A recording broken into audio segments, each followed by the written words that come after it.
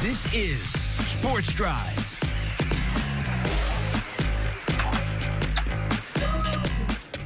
Welcome back into Sports Drive. Once again, I'm your host, Preston Moore. Just realized my mic might have been off during the intro, so I'll go back and tell you what I said about a couple of minutes ago during my intro. We're going to talk all things high school basketball, a little bit of football as well. Obviously, a couple teams still remaining in contention on the football field, but basketball teams just getting started. Lots of teams around the area are off to great starts. Lots of teams in the area are hosting tournaments early in the season, one of those teams being the Childress Bobcats. Joining me now to talk about that is Childress head coach Wayne Parker.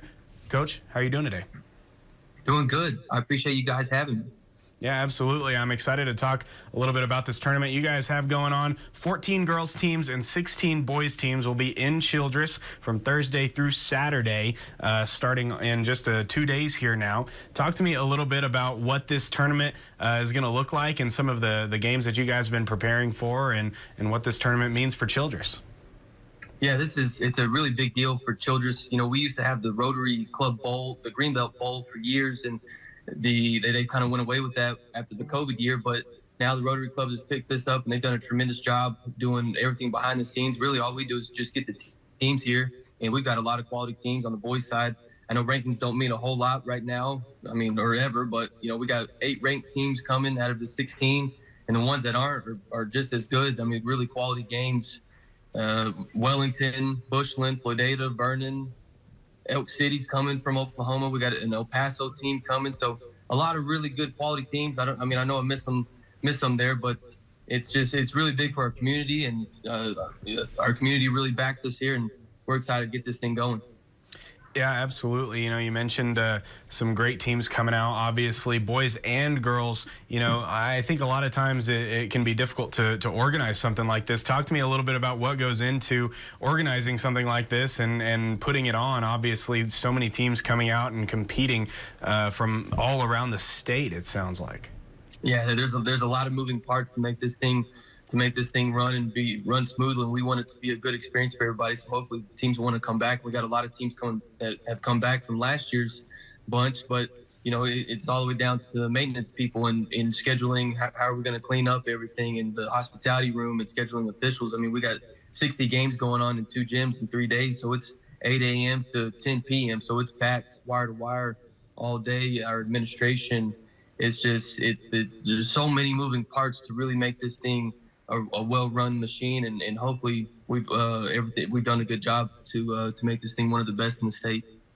Absolutely, and you know, this is a part of your season. Oh, it looks like we may have lost you. Are you there? Do we have you?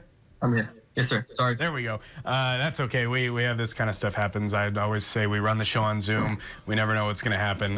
This is obviously the beginning of your season as well, and a part of your season as well. Talk to me a little bit about what you've seen from your team to start this season. Obviously, last year was a great season for you guys. Want to repeat some of that success? For sure. We obviously lost to Lamont from last year's team, but that's it. And we've gone on the road, and we played a banged-up Texline team, but we went to Lipan this past weekend and played a couple really good teams there, beat Lipan in the championship on a buzzer beater. But our bunch has been getting after it. We haven't had many practices. We just got out of football a couple weeks ago, so we've actually played more games now than we've had practices. But it's been a fun bunch to coach for sure, and these guys are hungry and excited. And like I said, I know we lost a big piece from last year, but the guys that we have, everybody else that we have back, they're hungry and ready to get things rolling, get into district, and hopefully make another deep run.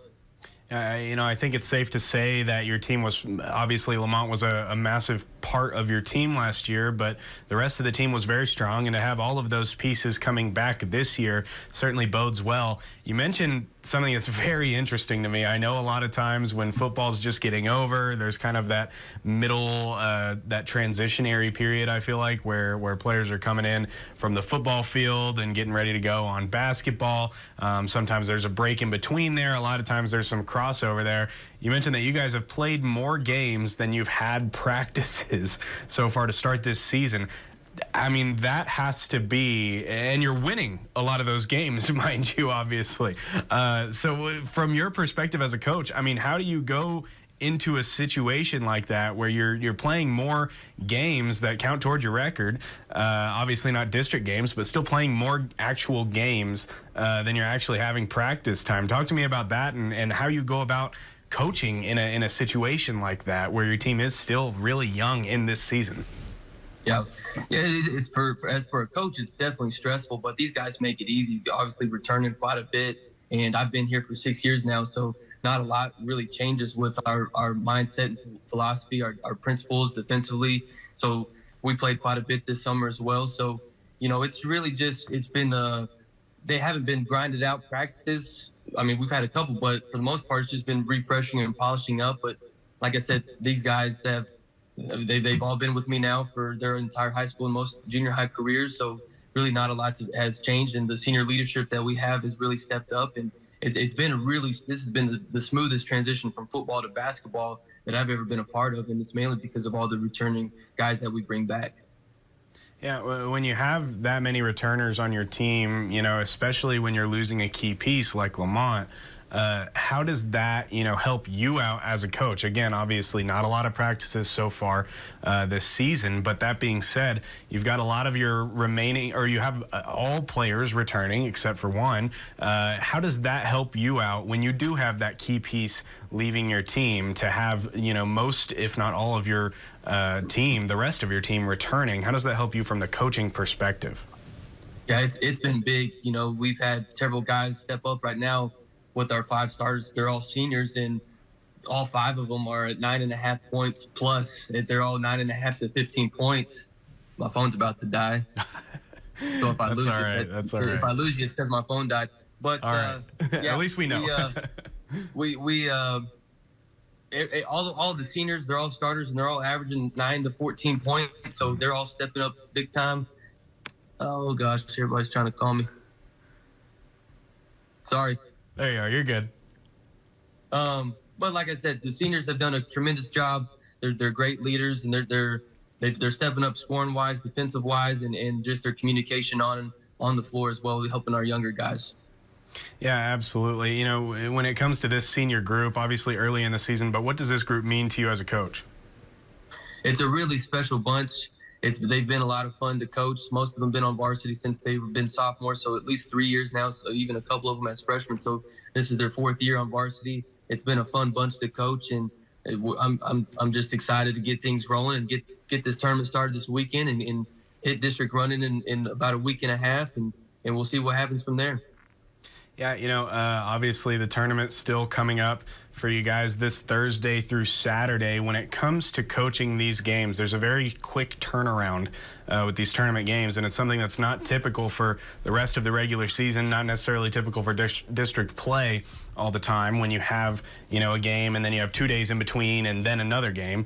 Oh, do we have it? It looks like we may have lost Coach Wayne Parker, but we'll see if we can get him back. His phone may have died, but other than that, lots of great stuff going on in the area. I mentioned that Childress tournament. Thursday through Saturday will be those games. Lots of area teams in that Childress tournament. Childress, Floydada, Valley, Hermleigh, West Plains, Elk City, Panhandle, Clarendon, Seymour, Vernon, Spearman, Wellington, Pampa, just to name a few.